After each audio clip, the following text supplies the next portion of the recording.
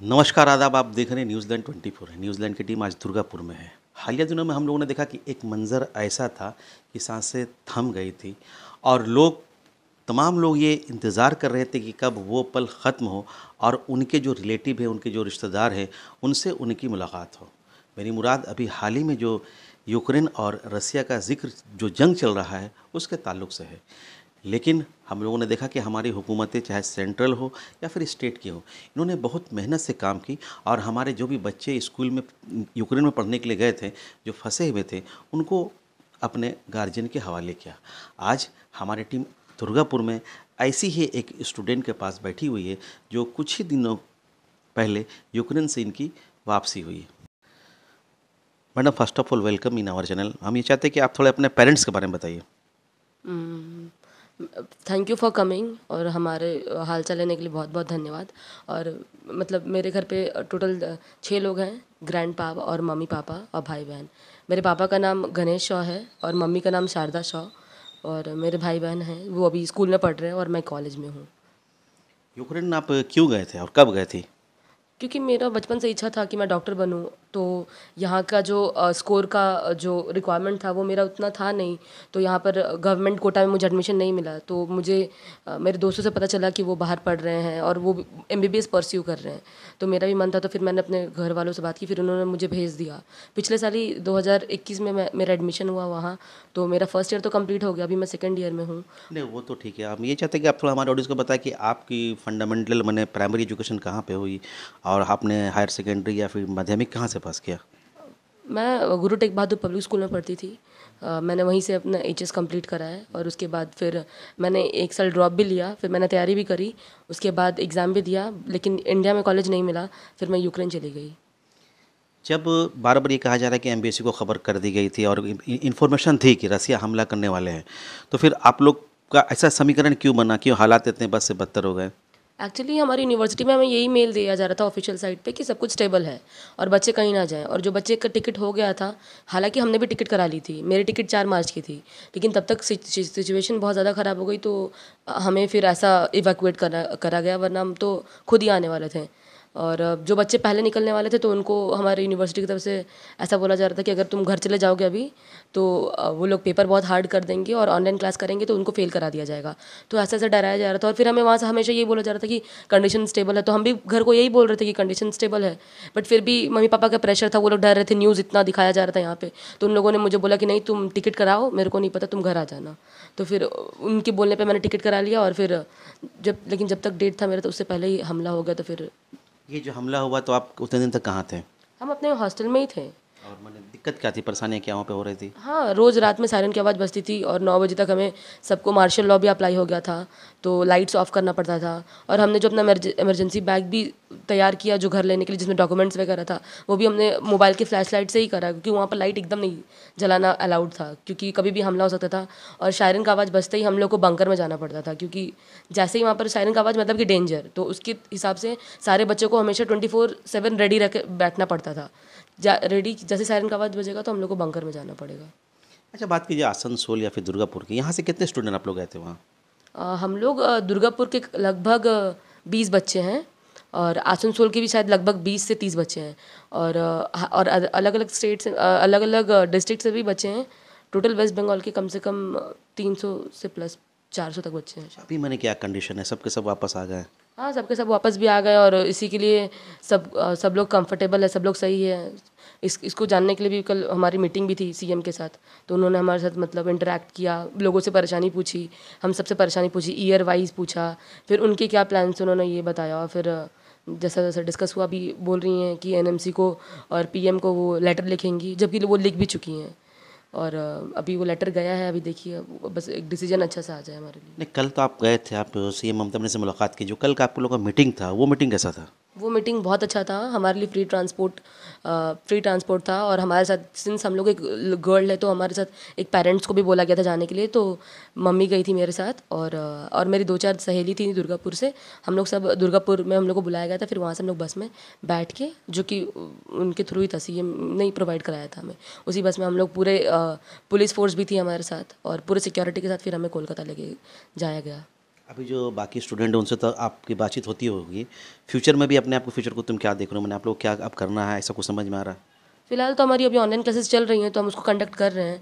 और कल हमें दीदी ने भी यही बोला था कि अगर आपकी क्लासेस चल रही हैं तो आप उसको प्लीज़ कंटिन्यू करिए, क्योंकि ये सब प्रोसेस जो इंडिया में बोल रहे हैं कि इंडिया में सीट मिलेगा बच्चों को, उसमें लगभग 3 महीने लग जाएंगे सारे प्रोसेस कंप्लीट होने में। तब तक हम अपना पढ़ाई तो नहीं छोड़ सकते। तो ऑनलाइन क्लास चल रही तो उसको हमने लेना पड़ेगा। तो वही भी हम ऑनलाइन क्लासेस ले भी रहे हैं और बाकी जैसा होगा। चलिए अभी तो हम बात करें तो, और हमारे साथ इन जो ये इनके पेरेंट्स भी हैं, इनके फादर भी हैं, उनसे बात करते हैं। सर क्या नाम है आपका? गणेश साव। अच्छा, जब हम लोग भी देख रहे थे, लोग घबराए हुए थे, टीवी में एक मंजर था, जाहिर सी बात है जंग का नाम आती है खौफ खा जाते हैं लोग। तो क्या चल रहा था मन में, क्या चीज़ आप लोग सोच रहे थे जब बेटी से मुलाकात नहीं हो रही थी तो? हम लोग बहुत डर गए थे। हम लोग बहुत चिंता कर रहे थे कि हमारी लड़की यूक्रेन में है, किस हाल में है, क्या बहुत प्रॉब्लम।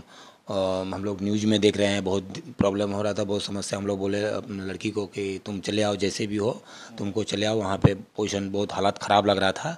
तो हम लोग इसको बोल करके लड़की को हम लोग बुला कर चले आए। और हमारा यहाँ पे मोदी जी जो लेके आए वो भी बहुत अच्छा हेल्प किए हैं। बच्चे लोग बहुत बहुत बहुत खुश हैं मोदी जी से। फिर यहाँ पर आकर के फिर यहाँ पर हमारा ममता दीदी भी जो हमारा जो अभी हेल्प कर रही है, बहुत अच्छा। जैसा लग रहा है कि ममता दीदी इन लोग को सोच रही है, कुछ करेगी। जैसा कल मीटिंग में जो बात हुआ, कुछ इस जो यूक्रेन से बच्चा रिटर्न आया है उन लोग के लिए कुछ सोच रही है, कुछ करने के लिए। अच्छा, जब जिस वक्त मैंने जंग चल रहा था, जाहिर सी बात है बेटी साहब की बातचीत होती थी, रेगुलर बात होती थी। उनको आप क्या मैसेज देते थे? मैसेज में वही, जो जंग जब चल रहा था तो हम लोग बोले कि वहाँ पे नहीं रहना है, तुम चले आओ, क्योंकि वहाँ हालत बहुत सिचुएशन ख़राब है, कभी कुछ हो सकता है, इसलिए तुम जितना जल्दी हो सके वहाँ से निकल आ जाओ। अच्छा, आप तो खैर यूक्रेन भी पढ़े हैं और यहाँ भी आपने पढ़ाई की है।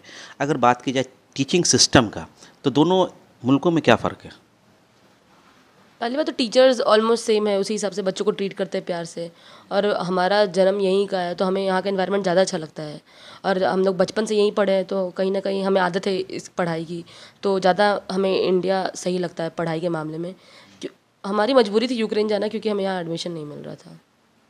तो बीइंग एज ए स्टूडेंट आप क्या चाहते हैं कि जो परेशानी आपने जो झेले, जो फ्यूचर में जो बच्चे आ रहे हैं वो ना झेले, उसके लिए क्या कहना चाहोगे आप? यही कि जो सरकार से क्या आपका रिक्वेस्ट है? यही है कि जो सीट्स हैं, पहली बात तो कंपटीशन बहुत ज़्यादा और सीट्स बहुत लिमिटेड है। तो मैं यही रिक्वेस्ट करूँगी गवर्नमेंट से और अपने सीएम से भी कि हर स्टेट में सीट्स की नंबर बढ़ा दी जाए, ताकि जो बच्चे इतने लड़ रहे हैं और जो बच्चे काबिल हैं उनको सीट ज़रूर मिले। क्योंकि कोई इतना फाइनेंशियली बहुत ज़्यादा स्ट्रांग नहीं है जो करोड़ों करोड़ रुपए लगा के एक बच्चा पढ़े, क्योंकि एक फैमिली में बस एक बच्चा नहीं, बहुत सारे बच्चे होते हैं।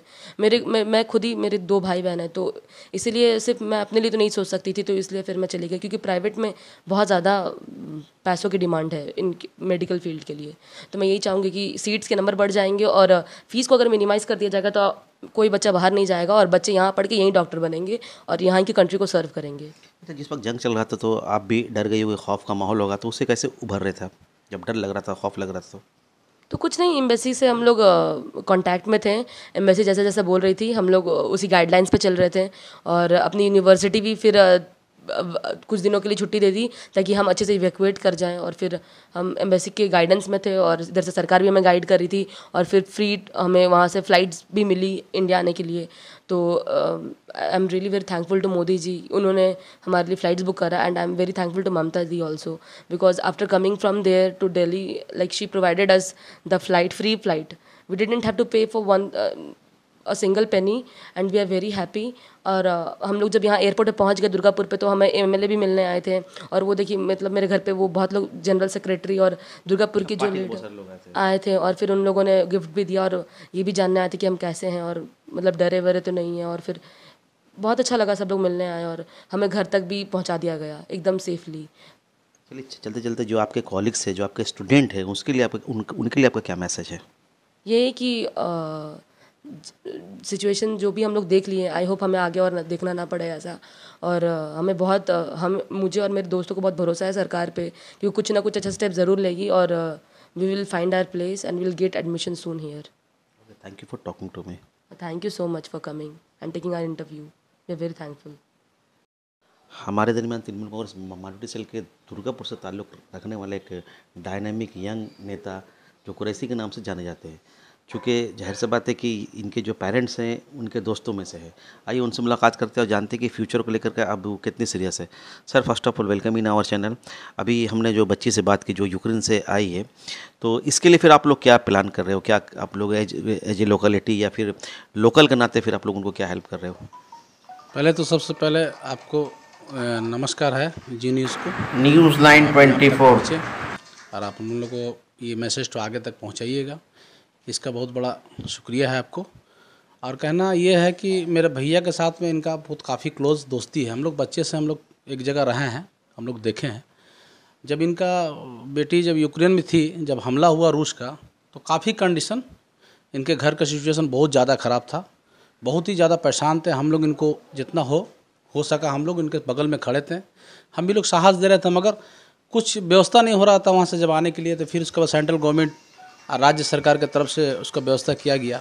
जब वो यहाँ पर आई तो यहाँ पर आने के बाद बहुत खुशी का माहौल था। भैया जो मेरा है गणेश भैया, उनको भैया बोलते हैं हम, मेरे भैया का दोस्त है, तो उनके पास में आए, हम लोग बोले फिर उसके बाद दीदी हम लोग को बुलाई थी, दीदी इनको बुलाई थी, इनके लड़की को, और भैया को भी बुलाए थे तो भाभी गई थी, तो दीदी भी बुलाई थी। और उनको दीदी भी आसन दिया है कि आप आइए, आपका पढ़ाई मेडिकल जो है यहाँ का व्यवस्था कुछ किया जाएगा। अच्छा, ये तो है कि चलो अब आपके इलाके से, खासकर दुर्गापुर माया बाजार की बात की जाए, यहाँ से अगर एक बेटी MBBS कर रही तो ये देख के कितनी खुशी होती है आपको? ये देख के बहुत गर्व वाला बात है कि दुर्गापुर हम लोग माया बाजार तरफ से कोई एक बेटी है जो मेडिकल का तैयारी कर रही है, डॉक्टर बने, और ऊपर वाला चाहा तो आगे बढ़े और कामयाब हो। इसमें हम लोग को भी सीना चौड़ा हो जाता है कि माया बाजार से हम लोग एक लड़की है जो डॉक्टर बनने का पूरा सपना साकार करे। हम लोग को माया बाजार का नाम हो, भैया का भी नाम हो, हम लोग का भी नाम हो। चलिए, हमारी शुभकामनाएं आपके साथ है। आपने हम लोगों से बात की उसके लिए बहुत बहुत शुक्रिया।